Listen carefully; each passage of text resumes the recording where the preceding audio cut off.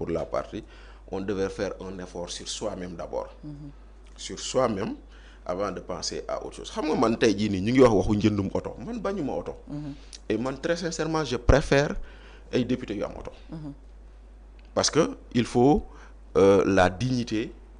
et le rang que doit avoir un député ñu jox ko mais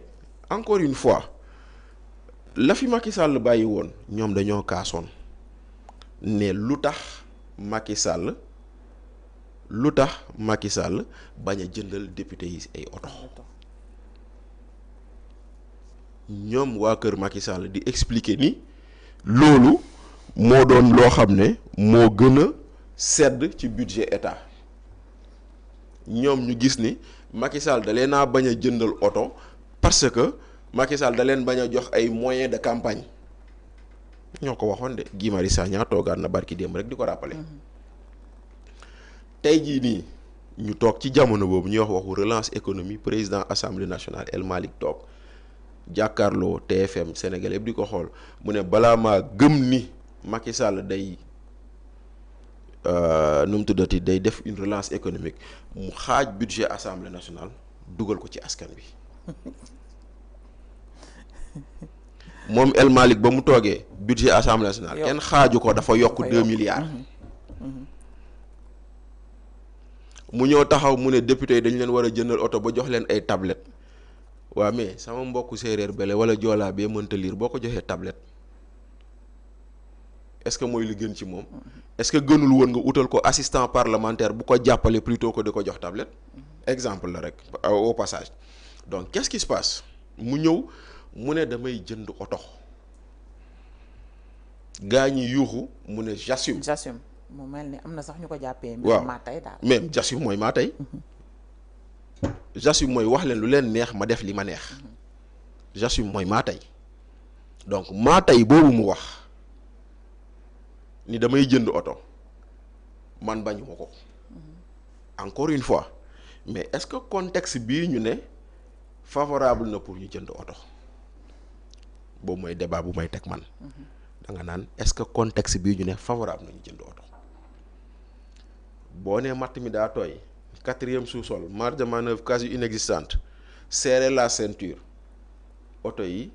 ça sonne comme un instrument de luxe nañ waxante dëgg donc le contexte n'y est pas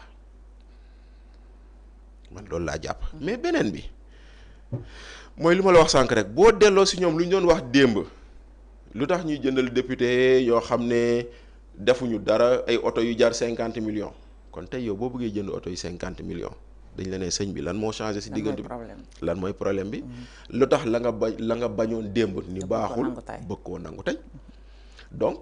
loolu mooy loo xam ne si nekk donc contexte boobu noonu nga xam ne dëkk bi dafa métti ñëpp ko dund tabaski bu xaw a jafe et tout maa ngi koy wax léegi bu dul woon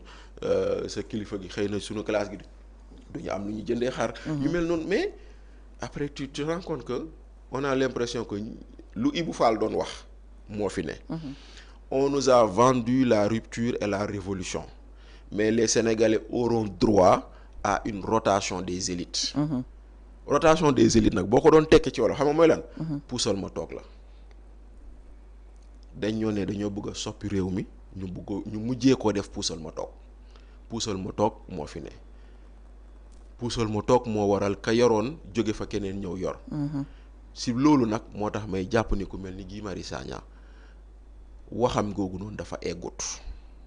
daa am lu mu bàyyi daa non lu gën a am solo li la bàyyi faatu bu toogee ne dañoo war a bàyyi joxe suukaru koor dañoo war a bàyyi joxe enveloppe dañoo war a bàyyi joxe avance tabaski dëgg la mais xam nga lan la fàtte suukaru koor enveloppe avance tabaski dafa am fu muy jógee te fa muy jógee moo tudd fonds politique kon moom bu ko tollee noonu le combat c'est de dire nañu supprimer les fonds politiques comme nag démb ak barki démb caisse noire gi démb ak barki démb nu mu doon waxee ci fonds politique yi bu ko waxee woon noonu xëy na lu lii du am ndaxte tey munoo jël Fatou Kama ñu jox la xaalis ñu ne def ci lu la neex nga dem jënd si ñaari fulaar ak benn chemise ñu ne lu tax nga koy jënd kon kay wax ji mooy xaalis bañ lay jox la ñu war a bàyyi kon le vrai débat c'est pas de dire suukaru koor billet Makka tàndarma tabaski ak xaw ma lan ak lan. Le vrai débat c'est de dire fonds politique yéen a ko araamaloon supprimer-le. Parce que si vous les supprimez, effectivement le président n'aura plus le pouvoir ni la latitude de donner de l'argent à qui il veut. kon loolu mooy le vrai débat et malheureusement Guy Marius Sagna n'est pas arrivé à là-bas. dafa mel ni daal fi ko nit ñi doon xaaree boobu ba léegi génn fa xam na bu baax maanaam li nga bëgg a wax mooy fi fonds yi li tax ñuy suukaru koor yi xam na ne ci fonds politique yi lay jugee. mais bëggul dem directement. ne nañu supprimer fonds politique yi. mais loolu la war a wax parce que démb barki démb boo déggoon Guy Marius Sagna doon kaas. da doon naan pendant ce temps Macky Sall a 8 milliards de fonds politiques. Pendant ce temps le premier ministre a des fonds politiques. Pendant ce temps le président de l'Assemblée nationale a des fonds politiques loolu la doon wax. mais nag discours démb yi nekkatul yu tey nag Bachir. waaw mais bon day fekk nit lu nga doonoon lu nga gëmoon démb gëmoo ko tey rek. li changé si diggante bi dafa bari. mais du tere nag lu ko xam nga bu boobaa. day dellu si lu ñu doon wax ñun dañ leen yàgg wax ni. état dafa am ay réalité Fatou nee naa la sànq je suis d'accord que ñu am oto parce que man damaa gëm ni député dañ ko war a jox oto mais Macky Sall la mu def moo gën a sedd fuuf ñii lu ñu bëgg a def ndaxte Macky Sall dafa jël indemnité 900000 teg ko ci salaire député yi ne débrouillez-vous 900000 yooyu boo ko calculer ci at bi ba mandat de 5 ans yi di jeex député bu nekk 54 millions lay am.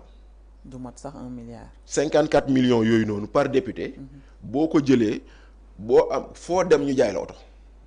mën nga si am oto bu la neex. nga toppatoo sa oto nga am sa entretien oto. mais ñoom lu ñu bëgg a def bu dee oto bi 50 millions lay jar